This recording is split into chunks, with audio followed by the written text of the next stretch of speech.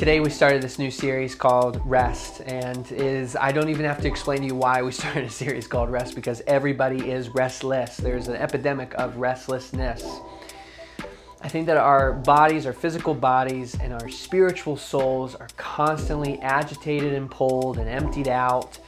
And this is the problem, that we are not clear on exactly what is emptying us out. It's just happening to us constantly, and we're not sure what is supposed to fill us up again. And I think that I think that God has a great prescription and point and perspective for all of us to actually have. So when I think about like all the different things that are going on in our world that are emptying us out right now, I'll say some of the buzzwords, right? COVID, Russia, sexuality and gender, race and ethnicity, politics, right? Liberals, conservatives, presidents, so forth, recession. All these different things pull us towards more franticness, more tension, more anxiety, right? And a lot of times our reaction to what feels like a lack of controllability in the world is just to work harder or to research more or to just keep going and going and going. I think that this is what our propensity is toward.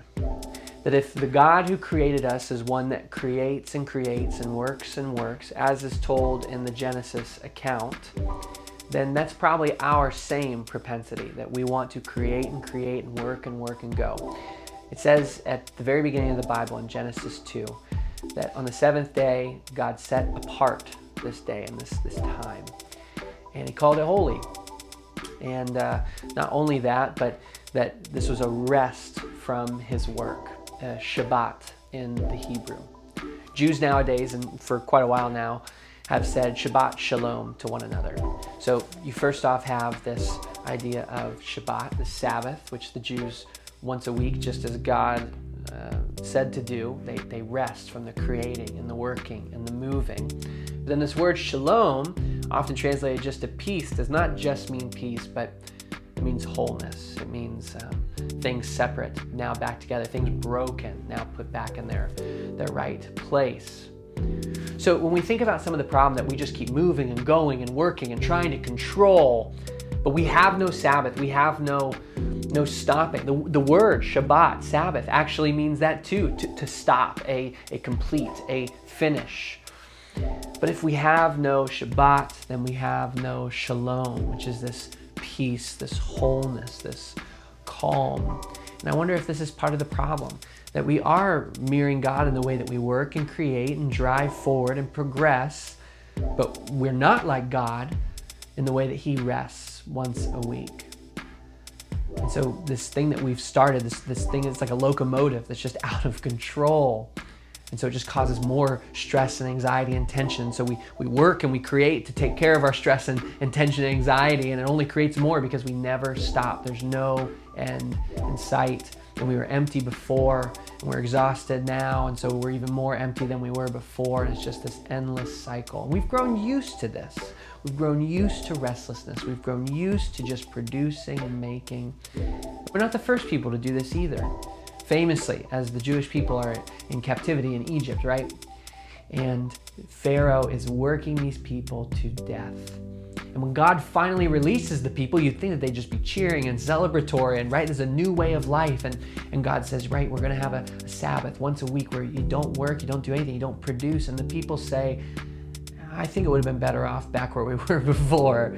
It's not that they think that that's a better way of living necessarily. It's just that we get so used to just living on empty. We get so used to being restless that anything different from that just seems foreign, and to a lot of us, it feels a little bit wrong. When's the last time you really rested? Your life rhythms, do they lead you to rest? Do you have 5-6 days a week where you know you're producing, creating, and grinding? And that's good. That's what God does. But then do you have a day that's just set apart, holy, to refill back up? The question is this: are all 5-6 days, right, of the work week, are those there to fulfill some of that anxiety and tension you feel, like a job or a family or all these different things you have to accomplish, and then you'll finally feel better? Because I don't remember God creating you so that you could do all of those things and fulfill a job and fulfill a family. I mean, these things are good, But I believe that you are made by God to fulfill God and His plan for your life. And His plan is to create and work and to rest.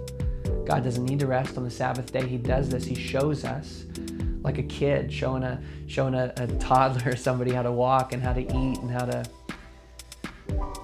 The point is this: we will always go out of control. We will always take something good in and of itself and take it way too far. And if we ignore the call that God has for us to just stop, Shabbat, to find our peace, Shalom, we will tire all the days of our lives, and we'll get to the end and die still on empty. I love this. In 1 Kings, there's a great story of where the people of God, for the 1,000th time, are feeling conflicted in the way that they're being led, and the way that how their enemies are living, and so forth and so forth. And Prophet Elijah is going to be one of the ones who is going to steer them back on course, right? Be a form of accountability for these people. And so it is said that God is going to meet Elijah, and this is in 1 Kings 19. Elijah is told to go out and stand on the mountain in the presence of the Lord, for the Lord is about to pass by, to give Elijah the direction that all the people need. And it says this: a great and powerful wind tore the mountains apart, shattered the rocks before. The Lord was not in this wind. Then after that, an earthquake came, and the earth was split, and God was not in the earthquake. A fire came after the earthquake. Now I wonder if Elijah's thinking this is just like Moses. Here we go. Here's going to be God. And God is not in the fire after the earthquake. And then after the fire and after the earthquake and after the wind came a gentle whisper. And there was the Lord. When you read this in 1 Kings, a gentle whisper, I mean, it's just a sweet kind of weird... My thought is this: that in all the chaos and stress of life, sometimes we then react to the chaos and stress of life, the ongoing go, go, go, with more go, go, go. These people in 1 Kings are in the middle of war and turmoil and mistrust, and so they expect, here comes God to just erupt and give direction. And instead, at the very end, after all these movements, like the world is shifting before God, here comes God in a gentle whisper. In the Hebrew, it is kol kada demama, which means the sound of soothing stillness. When all of us think about the anxiety and the weights on our shoulders and the responsibilities we have, they're not going anywhere, but the way that we respond to them can actually go somewhere.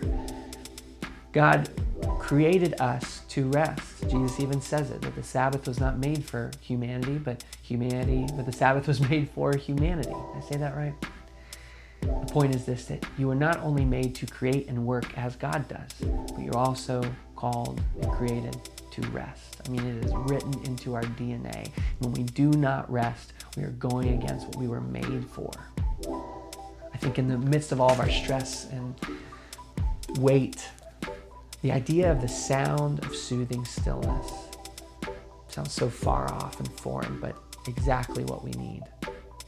I want to challenge you on this, and we challenged our church today, that if you do not have a day set apart where you don't do anything but just reflect and worship God and be still, let the sound of soothing stillness wash over you and heal you, you at least need moments. We challenged our church every single morning, just 5 minutes, that's it, 5 minutes. I mean, that's outrageous, a little bit disrespectful to God, but just 5 minutes. Set a timer on your phone or something and just be still, be quiet. As different ideas and thoughts and stressors enter your mind, just say, God, I commit these to you, I give these to you, keep me focused on, and let earthquakes and wind and fire come and go in your mind, and let the gentle whisper, the sound of soothing stillness, recenter you. Just a moment of Shabbat, I think, can give you an outrageous amount of shalom. I think we need that today, because if we can get this right here, I wonder how many people out and about are empty as well. And if we can be filled, we can help them to become filled too. Not just proverbially or hyperbolically, but I'm tired of feeling empty. And I wonder if you are too. I think a lot of times it's because we are against the baseline of what God created us for. I challenge you, take time today to make a space for Shabbat so that you can make a space for shalom. Find that peace that God is freely offering to you.